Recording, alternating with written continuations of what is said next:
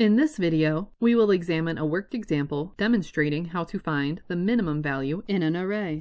Here are the subgoals for evaluating arrays. First, we set up the array from 0 to size -1. Then, we evaluate the data type of statements against the array. Finally, we trace the statements, updating the slots as we go. Here's our problem to solve. Assume that the integer array alpha has been properly declared and is full of data values. Evaluate these statements and determine the value of min. If any error occurs, give the reason. Then we have the statements. Int min is equal to alpha sub 0, for int I takes the value of 1. Continue the loop as long as I is less than alpha.length. Increment alpha by 1 each time. Inside the loop, if alpha sub I is less than min, then min is assigned the value alpha sub I. For subgoal 1, we set up the array from 0 to size -1. We know that alpha is an array of integers and has values, but we don't know what those values are. So, we will set up an array that goes from 0 to some size -1 index. Remember that alpha.length will give you the array size, but the largest index is size -1. For subgoal 2, we evaluate the data type of statements against the array. We declare a variable, min,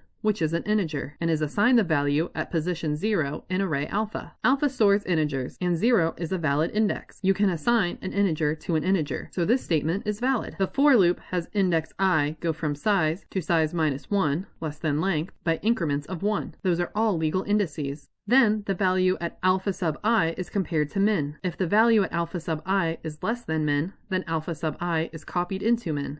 All indices into the array are valid, and all assignments are valid. For subgoal 3, we trace the statements, updating the slots as we go. Let's trace it with a sample array. First, min will take on the value, which is 12. We can see that each time a smaller value is located in the array, that value is stored in min. So, looking at alpha sub position 1, 22 is not less than min. Looking at position 2, we have 8. 8 is less than min, so min becomes 8. On the third pass through the loop, we have the value 15. 15 is not less than 8. The final pass through the loop, alpha sub 4, we have the value 2. 2 is less than 8, so min becomes 2. We then exit the loop. This code finds the minimum value in the array.